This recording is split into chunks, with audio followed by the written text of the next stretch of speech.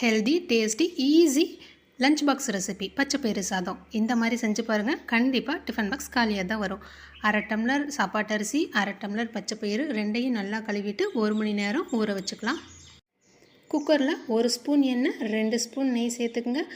1/4 spoon அளவு கடுகு, 1/4 spoon சீரகம் நல்லா வெடித்ததுக்கப்புறமா ஒரு காஞ்ச மிளகாய்,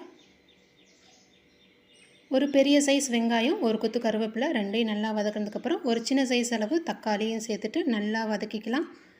வெங்காயம் தக்காளியெல்லாம் நல்லா வதங்கினதுக்கப்புறம் ஒரு 1/4 ஸ்பூன் அளவு பெருங்காயத்தூள், 1/4 ஸ்பூன் மஞ்சள் தூள், 1/2 ஸ்பூன் குழம்பு மிளகாய்த்தூள்.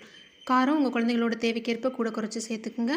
2/4 டம்ளர் தண்ணி சேர்த்துக்கலாம். இதில் தேவையான அளவு உப்பு சேர்த்துக்குங்க.